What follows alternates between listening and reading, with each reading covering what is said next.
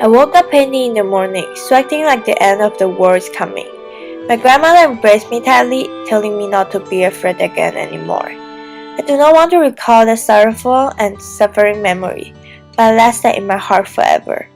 In my current high school, my classmates and friends always see me as a hardworking and independent student.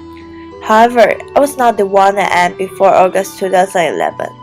People who know me after that day would not believe me if I say I was a model and useless person in the past. It was a shameful and tough time, yet as well as a lesson that shaped my belief in nowadays. Because of the experience, I have begun to believe in growth against adversity.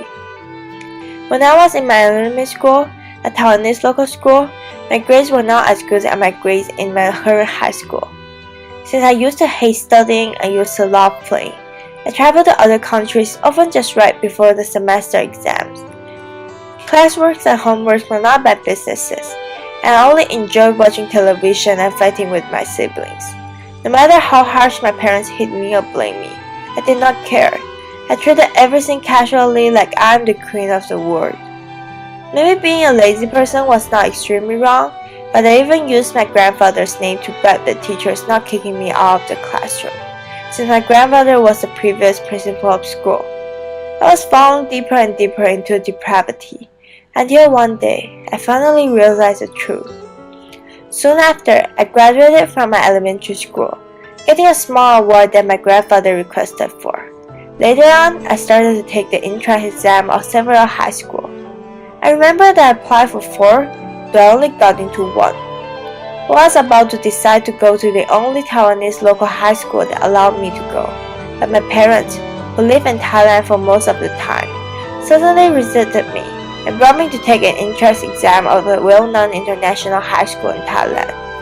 In that moment, I thought I would pass the test really easily, because private school generally wants money from students' sharing pockets.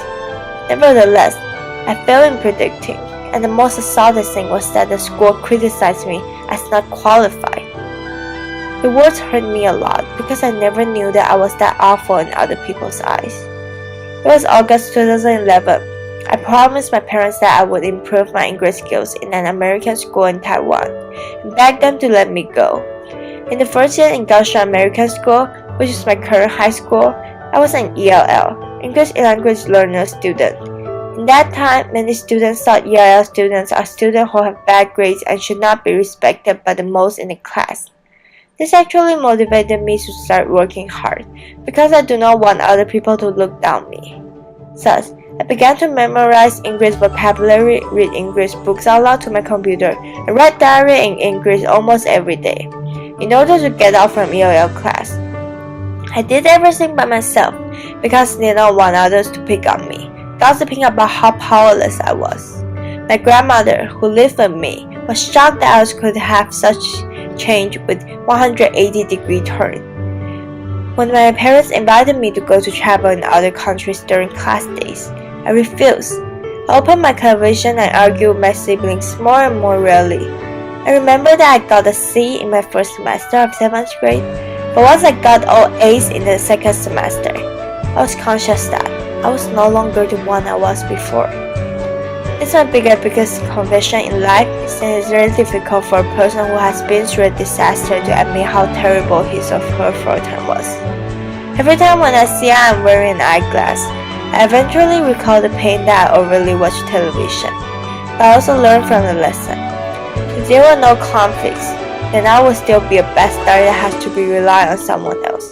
But being considered as an underneath person, I acknowledge my responsibility and the way to achieve accomplishment, to make others amazed by my change. Walt Disney has said, all the adversity I had in my life, all my troubles and obstacles, have straightened me. You may not realize it when it happens, but the kick in the teeth may be the best thing in the world for you. People never understand the majority until they really face it. Because no pain, no gain, so people develop. Because hardships pushes people to move, so people advance. Because there are barriers in the front of people, blocking their road, so people rise. People can strive to grow in adversity. This I believe.